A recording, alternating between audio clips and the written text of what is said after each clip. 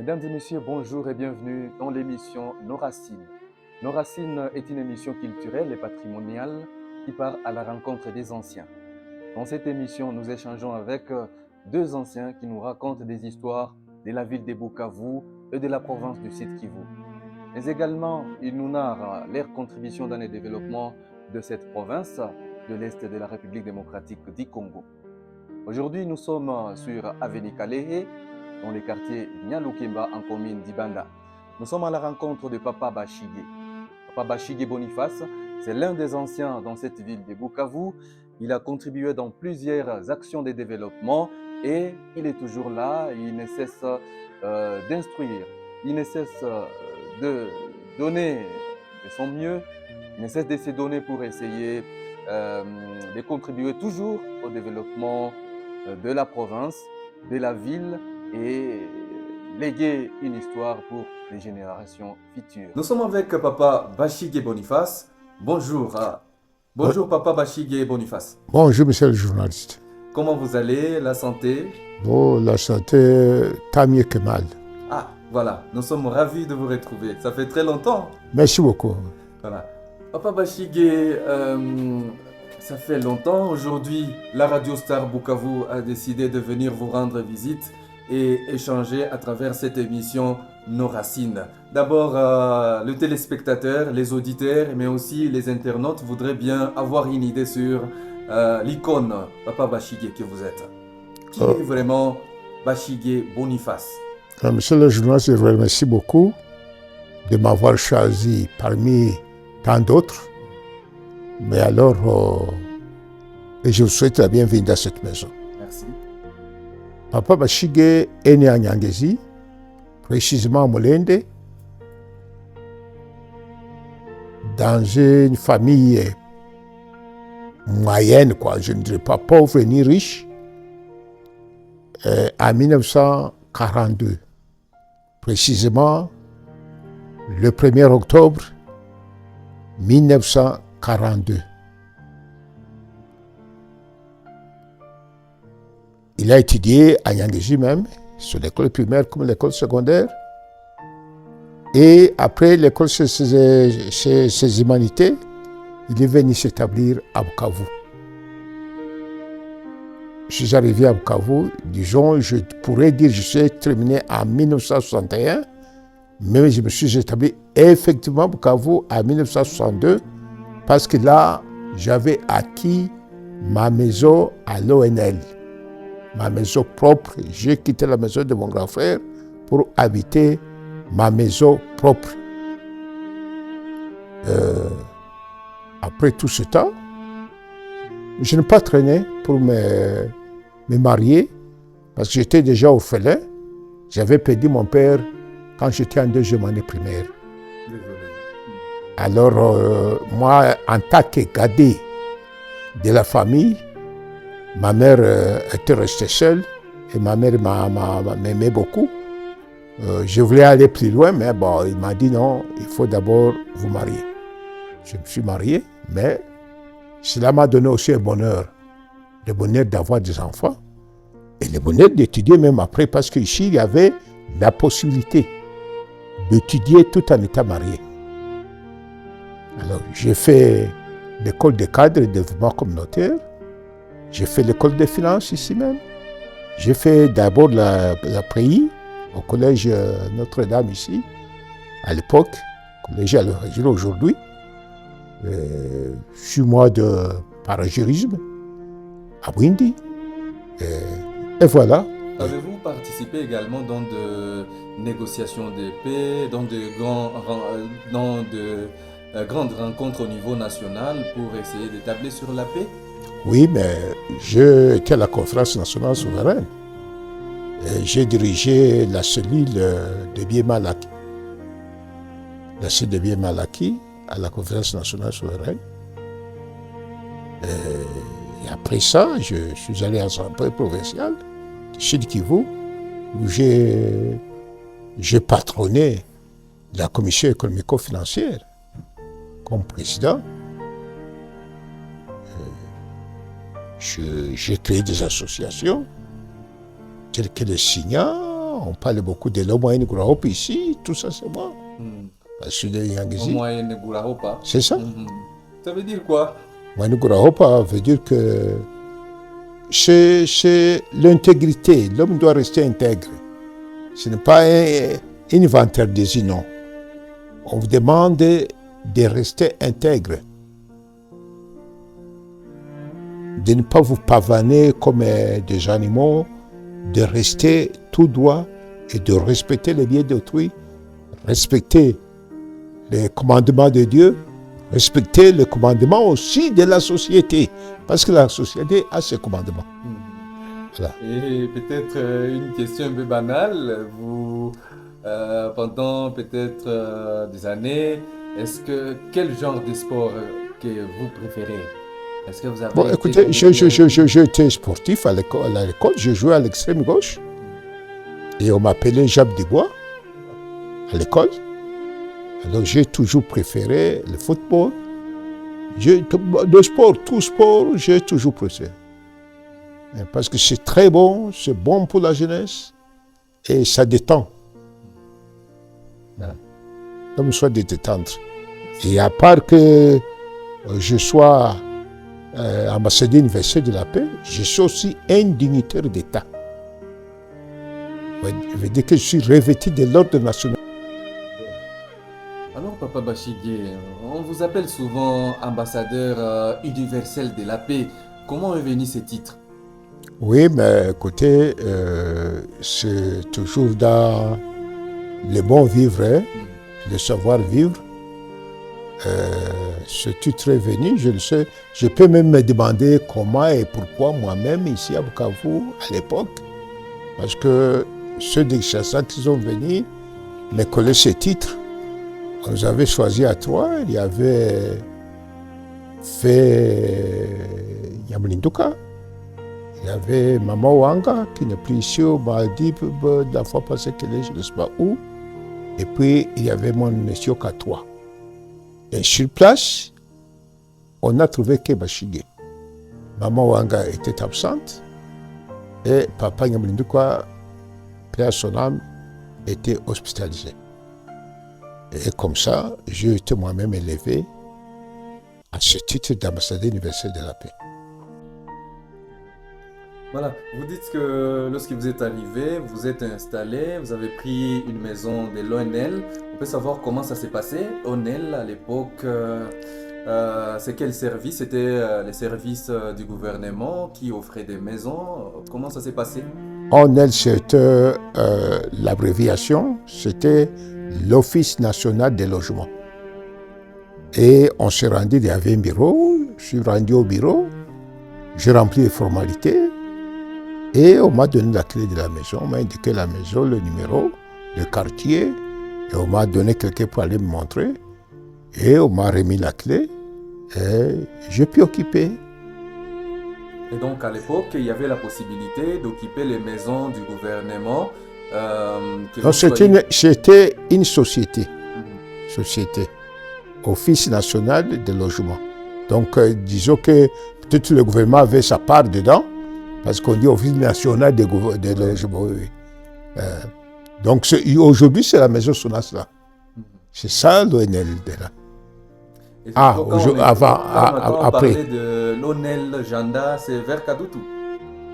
ONL Janda, c'est parce qu'il y avait ONL Janda, il y avait ONL aussi. C'est qu'ils ont été l'ONL, c'est ça. C'était ONL quand on se rend. Oui. Vers ONL. ONL Janda, oui. Vous avez le bureau qui existe toujours là-bas. Office national. Office des logements. Ah, merci. Ok. Alors, parlez-nous un peu de la situation à l'époque. Vous dites que vous êtes arrivé. Vous vous rappelez de certains collègues de l'époque. Vous dites que vous avez étudié au niveau du collège Al-Fadjiri. Vous vous rappelez de certains collègues de l'époque? J'ai fait la pré-université là-bas. Parce que nous, quand on terminait, on pouvait aller à l'université, sauf faire de la pré-université. Et directement, vous allez. Alors moi, je ne pouvais plus aller ni à Kinshasa. Je suis resté ici sur place. À cause de besoins familiales, les yeux féminins, surtout en ce qui concerne ma mère, étant le cadet de la famille, une famille composée de 2 filles et de 3 garçons. Et alors, moi, j'avais étudié plus que les autres, et je devrais satisfaire ma mère, rester à côté de maman, mais cela ne m'a pas empêché d'étudier aussi. À l'époque, quelles d'autres écoles? Il y avait autant d'écoles. Oui, il y avait les collèges qui étaient là. Il y a le collège international qui était là, il y a l'Athénée d'Ibanda, il y a le lycée Wimake qui est là-bas. Je parle du collège de l'Athénée d'Ibanda. À l'époque, c'était toujours l'Athénée d'Ibanda? Non, mais ça, les Européens s'aimaient beaucoup. Il y avait même l'autre Athénée international et tout ça. Ouais. Non, parce que pour étudier dans toutes ces écoles, l'Athénée d'Ibanda, c'était déjà, le nègre pouvait étudier. Mais les collèges, à l'époque, au temps des Belges, là, il faudrait que votre papa ait vraiment un statut spécial. Il faudrait qu'il ait un statut spécial pour que vous puissiez vous mélanger avec les enfants des Européens. C'est ça. Et on nous disait également qu'à cette même époque, il était difficile pour quelqu'un qui quitte les territoires et venir s'installer au niveau de la ville, en milieu urbain. Quitter Kadutu, ce n'était pas facile. Quitter Kadutu pour la commune d'Ibanda, et qu'il y avait des difficultés pour accéder ou bien pour s'installer, avoir une maison à Ibanda, faire même des activités dans la commune. Ce n'est que normal ici, il n'y a que dans les temps. Dans les temps, évidemment, je vis, mais je n'ai pas vécu. Bon, parce qu'il n'y a que les boys seulement. Qui pouvaient, les boys, donc ceux qui travaillent chez les Bazungu, et vous les trouvez, ils étaient très propres et toujours en vêtements blancs, pieds nus. Alors là, Kadutu, c'était la commune indigène, qu'on appelait cité indigène. Et après, maintenant, c'est devenu une commune, comme Bagira aussi. Bagira n'a pas existé à l'époque. Bagira est arrivé après. Parce qu'aujourd'hui, nous comptons, je crois, au moins 5 communes. 5 communes déjà. Ça n'a pas existé. Avant, il n'y avait que 2 communes, la commune du Banda et la commune de Kadutu, la commune des indigènes. La cité indigène de Kadutu. C'est-à-dire, pour travailler chez les Blancs, il y avait...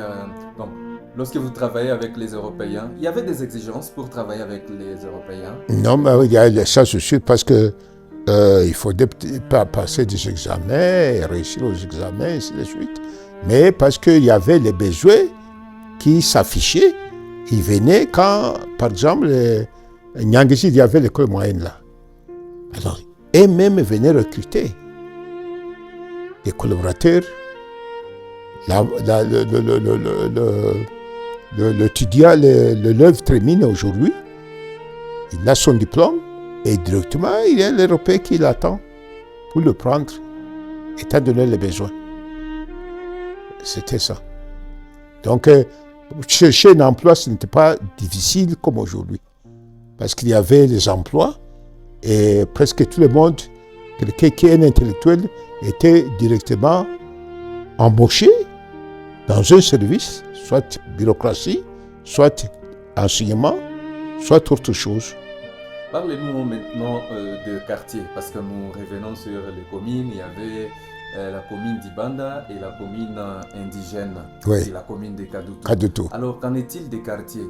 Actuellement, nous avons environ 20 quartiers au niveau de la ville de Bukavu, dont 3 quartiers dans la commune d'Ibanda, 7 quartiers dans la commune de Kadutu et 10 quartiers dans la commune de Bagira. Alors, c'était le même cas à l'époque? Non, je crois que, il y avait seulement des avenues, on disait, le quartier Boholo, 1er, Boholo 2, Boholo 3, Founou, Camortea, des histoires comme ça. Il n'y avait pas. Mais il n'y avait pas ces histoires-là, ça vient d'arriver avec l'indépendance, quoi. Ok. Et ici, là où vous avez vécu maintenant, comment ça s'est passé? Vous êtes parmi des notables, les anciens dans les quartiers où vous viviez? Moi, je vivais à Bolo 3, numéro 314. Avec, je crois, j'avais mes voisins. J'avais d'abord Yona Kapé, qui était mon voisin, après qui a été remplacé par je crois, son neveu, Chabani et Pierre. Et j'avais quelqu'un qui travaillait à la banque, le comité de la banque BCZ, qui était de Gatana. J'avais Nabchossi, Maroy. J'avais... Qui encore? Il y a Tunda. Tunda qui avait, lui, 2 maisons, 2 appartements. C'est la route. C'est comme ça qu'on restait intérieur, là. Avec les autres, les voisins, c'est tout un quartier, là. Après un temps, vous êtes venu dans le quartier Nyalukemba. Après un temps, je suis venu dans le quartier Nyalukemba, oui. Là aussi, vous étiez nombreux et la population était très dense. Non, jusque-là, non. Jusque-là, vraiment, c'était à compter à bout de doigts. C'était à compter à bout de doigts. Vous vous rappelez des années? Moi, je suis arrivé, je crois, à Nyalukemba. Ça doit être dans les années 1971-72, parce que dans cette maison nous nous trouvons, nous sommes là depuis 1973. Depuis 1973. Oui. Environ plus de 50 ans. Nous sommes là. Ah, voilà. Et vous aviez des voisins à l'époque, en 73, est-ce qu'à Nyalukemba, parce qu'on dit qu'il y avait... Oui, on avait des réseaux, oui, on avait des voisins, Moi, j'ai commencé d'abord par l'hippodrome, là en bas, numéro 9. J'avais des voisins, je n'étais pas seul, parce que les gens venaient quand même. Il y avait des hommes qu'on appelait des hommes civilisés. On dit qu'il y avait de forêts ici, vers Nyalukemba, vers Moumba, que Moumba n'était pas habité. Moi, je me souviens que même quand j'étais encore élève, j'ai dit élève, donc à l'école primaire, en 3e année primaire, j'avais un ami frère Maurice qui venait me chercher. Quand il venait ici à Bukavu, il était économe. On était à deux, il y avait moi et un, c'était Apollinaire qui est déjà mort, puis à son âme. Il venait nous chercher pour l'accompagner. On allait à Moumba, c'était une forêt, c'était des plantations de quinquinets, tout ça. Oui. Là, c'était encore Bukavu. C'était inhabité? C'était inhabité, oui. C'était inhabité, c'était des plantations. Alors, qu'est-ce qui a fait à ce que les gens s'intéressent maintenant de l'avenir de Moumba en question pendant plusieurs années, ça ne se passait pas de la sorte? Mais ce n'est que normal. Là, ils ont découvert qu'il y avait des sols qui restaient vacants. Et ils sont venus l'occuper, ce n'est que normal. Les Européens pouvaient compter à bout de doigts, mais aujourd'hui, les Congolais sont nombreux. Et puis ils sont des frics. En rapport avec l'alimentation, explique-nous un peu. Aujourd'hui, nous mangeons des aliments que les gens disent que non, ça n'a plus de protéines et qu'avoir le bio n'est plus possible comme c'était avant. Est-ce que lorsque vous analysez la situation, vous ne trouvez pas une très grande différence avec l'époque 80, 85? C'est ce que je viens de vous dire, monsieur le journaliste. Moi, je crois que les histoires qui sont passées. Parce que là, il n'y avait pas de faim. Là, vous voyez le marché, là, comment on l'appelle? On appelait ça marché Toubimbi. Et juste au-dessus du grand marché. Aujourd'hui, c'est habité par les gens, tout ça. Ça, c'était le marché Toubimbi. Là, il y avait des choses impossibles. Mais mourir de faim comment? Là, il n'y avait pas de mendiants. Chacun essaie de se suffire. Mais aujourd'hui, ça, il faut oublier, papa. Ça, il faut oublier. C'est resté que la nostalgie. Parce que quand vous conjuguez, nous avons été. Donc, on n'est plus là. Ça, c'est du passé. Et vous les regrettez. mais comment donc? Comment donc? Peut-être que la modernisation, actuellement, on peut avoir, on peut produire, on peut avoir le poulet de 5-6 kg en moins de temps, dans peu de temps. Hein, vous pouvez avoir peut-être de tomates et d'autres légumes en un laps de temps, différemment de l'époque. Est-ce que vous croyez que ces histoires-là chimiques, c'est des engrais chimiques, c'est tout le monde qui apprécie? Là, c'est réellement la nourriture naturelle, créée par Dieu, cultivée par les hommes. Et vous mangez. C'est pas l'évolution du secteur agricole? Bah, peut-être ça, moi je ne sais pas. Vous voyez qu'il y a eu cette histoire-là, les Européens nous ont apporté des histoires que nous devons gober seulement. C'est comme ça. Hein? La culture n'existe plus au village. Tout le monde essaie de se déverser en ville. On a abandonné. Même les coutumes ont perdu leur valeur. Dans quel sens? Oui, dans tous les sens. Dans tous les sens. Il y avait des coutumes. Aujourd'hui, par exemple, disons, si vous étiez encore jeune, petit là, je te gifle. Tu vas dire à la maison, papa, parce qu'il m'a giflé. On va te dire oui, c'est parce que tu as commis une faute. C'est pourquoi. Mais aujourd'hui, votre père va venir, ou bien frère, tout ça, il va dire bon, je vous mets au parquet. Ce qui n'existait pas parce que l'enfant appartient à la société. Mais aujourd'hui, ce n'est plus ça. Chacun dit que ses enfants, tant bien que mal. Mais nous, l'éducation était donnée, même publiquement, même sur la route. On vous éduque. On dit non, ici, on ne peut pas uriner ici. Il faut aller plus loin que là. Et cachez-vous. Mais aujourd'hui, ce n'est pas ça. On fait du n'importe quoi. Oui. Donc les choses ont changé. Et ça vous appelez modernisation? Ok. Nous y allons. C'est changé. Moi, il y a une culture ici. Quand j'ai acheté ici, il n'y avait que des sapins. Ça, c'est à cause des voleurs, tout ça. Personne ne respecte plus les biens d'autrui. Et personne ne respecte personne. Et personne ne respecte personne.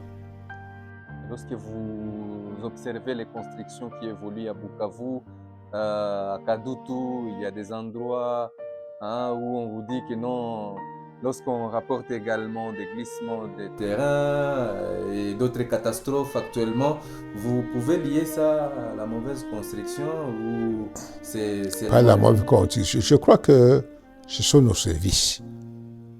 Nous avons le service de l'urbanisme qui doit normalement veiller. Nous avons le titre foncier. Hein? Tous ces services-là qui s'occupent des terres, de la distribution, il faudrait qu'ils veillent. Comment voulez-vous que quelqu'un peut construire devant moi pour m'empêcher de voir ce qui se passe devant? Comment voulez-vous qu'on aille construire là où ça glisse? Et après, vous allez donner les noms de Kabouagassire, de quoi je ne sais pas. Yesu. Des choses comme ça, on construit mal. Et ça, ce sont nos services qui nous mettent dans des erreurs. Pour ce qui est des échanges commerciaux entre la ville de Bukavu et d'autres villes, et même avec le pays voisin, est-ce qu'il y avait cette facilité? Donc facilement, on pouvait aller acheter des articles au Rwanda et venir vendre ici à Bukavu sans assez de difficultés, ou du moins sur le plan des échanges avec d'autres villes, à Goma, Bukavu, Bukavu et les territoires. Est-ce qu'il n'y avait pas de difficultés en termes d'échanges commerciaux? Je viens de vous dire que j'habitais Brolo 3 à Kadutu. Je vous donne mon propre exemple. Quand je cessais avec le travail de l'État, je me suis mis à me débrouiller. Et j'ai quitté Boho le 3. À 5 h du matin, j'avais une voiture Volvo. À 11 h, je suis à Kigali. J'ai mon bon de commande, j'achète mes histoires, je charge et je rentre. Sans quelqu'un à côté de moi. Pas même bon chauffeur. Je rentre, je passe comment on appelle là, les Nyungwe. Les Nyungwe. Seul au volant. Et à 9 h du soir, je suis chez moi. Je ne suis pas gêné. Donc, il y avait facilité de se promener comme vous voulez et à n'importe quelle heure. Si, par exemple, c'est au Burundi, hein? J'avais une camionnette Fiat, on m'a donné une commande, par exemple, de tôle. Je pars acheter des tôles au Burundi. Vous me trouvez à minuit. Vous ne connaissez pas comment on appelle ça? Pas Nyungu, mais... ouais, j'ai trop de mémoire à cause de cette maladie. Ah, ok. Oui. C'est un problème. Et après Camagnol, là, jusqu'à un comment. Vous me trouvez à minuit, au volant, seul, dans ma camionnette, pour atteindre Bukavu et dormir et livrer la marchandise le lendemain. Donc il n'y avait pas de problème. D'autres jours, quand on a commencé la culture de quinquina, je me suis aventurier. Il faudrait que j'achète des plantains. Je suis allé à Gatana, j'ai acheté. Je suis monté au Lungu, j'ai acheté. J'ai rempli ma camionnette. À minuit juste, j'ai passé à moi, je peux aller le déposer chez moi à Nyangezi, dans ma plantation, et rentrer dormir encore. Et le lendemain, à 7h30, je suis dans la plantation en train de planter avec quoi, de planter ces plantules-là, de les mettre à terre. C'était un bon moment. Non, un très bon moment. Un très bon moment. Alors, parle-nous un peu. À Bukavu, hein, les jeunes écoutent souvent parler de certains noms, de certains notables comme Tika Chamwa. Vous avez eu à travailler avec eux. C'était à la même époque avec vous et d'autres grands commerçants de la ville de Bukavu. Comment ils ont évolué? Oui, Tika Chamwa, d'ailleurs, c'est mon ami. C'est mon ami. Il était mon ami, puis à son âme. Mais avant Tika Chamwa, il y avait d'autres, les Luka Lugano, que j'ai connus, les Mareza et les autres. Hein, ils ont évolué, comme ils ont évolué. Ah, donc c'est lui les premiers à acheter un avion ici au niveau de la... Oui. Luka Lugano, l'avion Lucas, sa société, il avait 36 entreprises. Un type... Oui, chez lui, c'est Tangou maintenant. Le premier a construit une maison ici en ville. En 1900, je crois, 58, 59. Wow. Oui, au temps des Belges. Oui. Et c'est pourquoi on appelle cet endroit chez Boussingis. Chez Boussingis, voilà. Quand ça est venu le nom même. Oui, de lui-même, oui. Ça. Donc, il y a eu des gens qui ont travaillé dans cette ville. Ils se sont tapés l'argent et ils ont fait les merveilles que nous voyons aujourd'hui. Ce sont des maisons qui ont vieilli, mais quand même, ils ont osé. Ils ont osé habiter dans les maisons des Européens, ou même être le bailleur des Européens. Moi, je le fus. Je fus bailleur de Maître Baranski.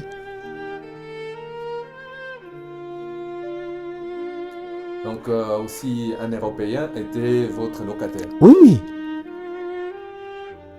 Et je vous fais l'argent et je tiens à Kadoutou. Donc, aussi, un Européen était votre locataire. Oui. Et je vous fais l'argent et je tiens à Kadoutou. Non, le moment était bon. Le moment était bon. Vous voyez, bon, je dirais il y a beaucoup de divagations dans des histoires, hein, mais Dieu va nous aider. On parle également d'endroits comme Chubilala, Hein, il y a également des hôpitaux de rénaux ici à Bukavu, comme chez Saint-Vincent, de l'autre côté chez Boulambo. Hein, c'est aussi des endroits et des hôpitaux un peu connus Pour depuis l'époque. Hein. tous ces, non, ça, tous ces, moi je n'ai pas connu. Chez Boulambo, c'est les dispensaires de Kadoutou. C'est ça qu'on a amélioré, qu'on appelle aujourd'hui C'est devenu hôpital général de Kadoutou. Et on parle maintenant de Boulambo parce que Boulambo avait un magasin là-bas. Ah, c'était ça? Il n'y a que ça. Il avait un magasin aux environs. Et un magasin qui était achalandé. Mais ce n'est pas pour dire qu'il avait un quartier là-bas, non. Non, il avait un magasin. Et il n'était pas seul, mais c'est les noms qui sortaient beaucoup. Et on l'appelle maintenant chez Boulambo. C'était ça, le dispensaire de Kadoutou. Des indigènes de Kadoutou. Comme également chez Mangaza. Voilà, tout ça. Alors, parce que nous avançons en tout cas vers la fin de notre émission, on aimerait également qu'on parle de la situation de l'environnement actuel au niveau de la ville, la gestion des déchets, cette question également de la pollution plastique. Lorsque vous analysez tout cela, lorsque vous suivez également à la télé ce qui se passe actuellement par rapport à la période que vous avez vécue, vous pensez quelle est la responsabilité? Qu'est-ce qui est à la base de ce que nous vivons actuellement? Nous avons parlé de l'évolution. Les choses évoluent. Ce que nous avons été, c'est bon. La population était moins nombreuse qu'aujourd'hui. Vous voyez, il y avait ce qu'on appelle le TEP entretien. Hein? Qui est devenu aujourd'hui office des routes. L'office des routes qui a pris le tout. Chez nous, ici, il y avait le TEP mécanisation et il y avait le TEP entretien. Et vous ne pouviez pas avoir tout ça. La ville était propre, papa. Et puis aussi, il y a le nombre d'habitants.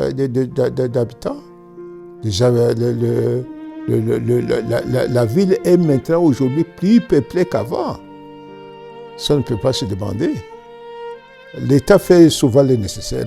Parfois, on envoie des bennes, des quoi, où vont ces bennes, qu'est-ce qu'il faut? Je ne sais pas. Oui. Donc, les gens ont augmenté la ville, la démographie. Et là, la démographie joue aussi son rôle. Donc, je crois que ça va venir petit à petit. Ça va venir petit à petit. La construction est là, ils sont en train de construire tout ça. Bon, à un moment donné, ils vont prendre conscience pour ne plus accepter des saletés aussi. Aujourd'hui, je crois qu'il y a toute facilité. Il y a des camions qui passent, $10 seulement par mois. On ramasse le saleté, le déchet de la maison, puis on va jeter ça, on sait où. Vous êtes abonné chaque mois, fin du mois, vous payez $10. Et ils viennent là peut-être 2 fois par semaine ou 3 fois. Ça dépend de la convention. Ce sont les gens eux-mêmes qui veulent tout ça. Et selon vous, Papa Bachik, qu'est-ce qui a contribué à l'augmentation des antivalaires, surtout pour les jeunes? Parce qu'actuellement, avec la consommation des boissons fortement alcoolisées et également d'autres attitudes que nous vivons actuellement dans la jeunesse, différemment de l'époque des années 80-85, qu'est-ce qui pousse à ce que cela soit en tout cas plus observé dans nos communautés? Moi, je crois qu'à un moment donné, je vous ai parlé de la société, de comment la vie est vivre en société. L'enfant appartenait à l'État, donc l'État suffit la société. Aujourd'hui, vous ne pouvez pas punir un enfant d'autrui. Même si c'est un enfant d'un voisin, il va vous attaquer. Alors, cela donne l'occasion à la délinquance. Et puis l'État n'est plus comme avant. Aujourd'hui, il y a l'évolution, il y a les télévisions, il y a je ne sais pas quoi, il y a beaucoup de choses qui interviennent dans tout ça. Et nous, quand nous prenons ça, nos enfants prennent ça mal. Je crois que c'est ça la civilisation. Ok, ils sont en train de reculer. Ils sont en train de reculer mentalement, hein, et même physiquement. Parce que boire de l'alcool, se saouler en plein air, vous allez injurier les gens, vous allez faire n'importe de bêtises, n'importe de quoi, tout ça. Et au fur et à mesure que vous vous saoulez, au fur et à mesure que vous détériorez votre corps. C'est ça. Je crois que... Voilà. Vous le savez peut-être, la Radio Star Bukavu célèbre ses 20 ans depuis son installation ici au niveau de la ville de Bukavu. Alors, vous êtes parmi ceux qui nous suivent, vous êtes également ceux qui nous appuient, qui nous accompagnent et qui nous tient la main pour que l'on ne régresse pas. Alors, je ne sais pas quel est le message que vous avez à nous lancer, étant donné que nous sommes une radio qui prône l'encadrement de la jeunesse. Nous sommes là pour l'encadrement de la jeunesse de la ville de Bukavu et des territoires. Alors, quel est votre message à ce jour où nous célébrons nos 20 ans? Je crois que je pourrais d'abord vous féliciter et vous encourager parce que votre mission est noble. C'est une mission publique, populaire et qui est éducative. Je crois qu'il faudrait davantage essayer de récolter des données. Je ne dis pas que j'ai donné le tout. J'ai donné superficiellement. Il y en a encore des connaisseurs comme moi. Mais, de toutes les façons, j'encourage votre mission. Que Dieu vous bénisse. Qu'il vous donne toujours le courage d'éduquer cette population, la population du Sud Kivu et la population du Congo entier. J'espère que votre radio est suivie même par Kinshasa, qui est notre siège, qui est notre capitale. Papa Bashige Boniface, nous disons merci de nous avoir accueillis aujourd'hui. C'est à moi de vous remercier, monsieur le journaliste. Je vous remercie beaucoup. Bon travail.